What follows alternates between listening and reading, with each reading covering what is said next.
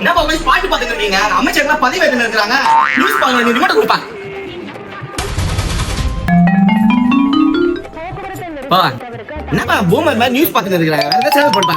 டேய் நியூஸ் எல்லாம் பார்த்தா நாட்டு நடப்பு என்னன்னு தெரியும். ஏதாவது வாழ்க்கையில முன்னேறலாம்டா. அதெல்லாம் நாங்க மழை காலத்துல பாத்துப்போம். ஏன்பா யாரு மக்கள் எல்லாம் கஷ்டப்படுறாங்கன்னு பாப்பியா? ஸ்கூல் லீவ் விடுறாங்களா இல்லையான்னு பாத்துப்போம். அதெல்லாம் எங்க உருப்பட போறேன். இவன் பண்றது என்னடா உலகத்தோட 8வது அதிசயம் மாதிரில இருக்கு. அங்க என்னடா சத்தம்? ஆமா உன் ஏரியால இருக்க அவரு தாமு தானே அவரு. தாமுவா? இது இந்த குக்கர் கோமாளி தாமுவா? எம்எல்ஏ தாமுபா. நீ நம்ம குழந்தைத்தனமா குக்கர் கோமாளா பேசிட்டுக்கற. எம்எல்ஏ தாமுவா? அத விடுங்க. இந்த அருளேக்கர் வர நம்மள அன்னைக்கு செம்ம டென்ஷன் பண்ணி விட்டாரு. அருளேக்கரா?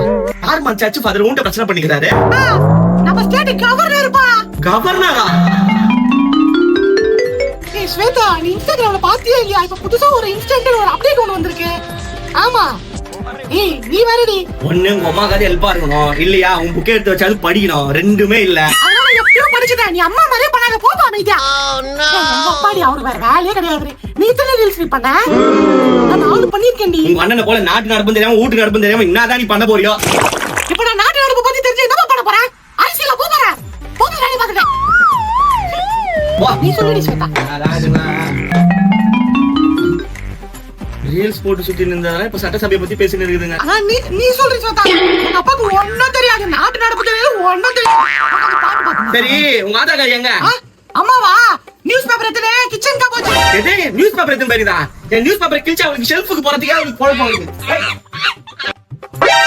நானி ஐயோ அடடடடடா 4.84 கோடி.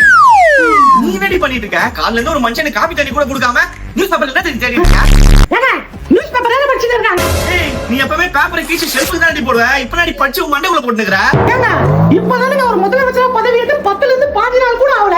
அதுக்குள்ள கொஞ்சம் அவகாசம் கொடுத்தாதானே அவகாசமா வேலை நடக்கும். ஏய் நீ என்னடி அவகாசம் சவகாசம் ட்ரைனிங் பேசுறீங்க? இதே மாதிரிதான் உங்களை கல்யாணம் பண்ணிட்டு வந்த முதல் நாள்ல இருந்து உங்க குடும்பம் நீங்களும் செஞ்சீங்க. நீங்க இப்ப பாருங்க தண்ணி கொடுத்துட மாட்டோம். இதுவே கொஞ்சம் எனக்கு அவகாசம் கொடுத்தீங்க. அவகாசமா உங்களுக்கு காப்பி கிடைச்சிருக்கும்ல. இதோட எதிர்த்து சேர்க்கிறா பத்தியா இவா?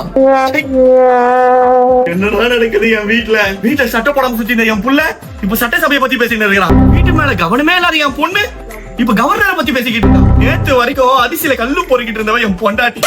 இப்போ அவன் அரசியல் பேசுறான். இதுக்கெல்லாம் யாரு காரணம் தெரியுமா? நீங்க நல்லா இருக்கணும் நாடு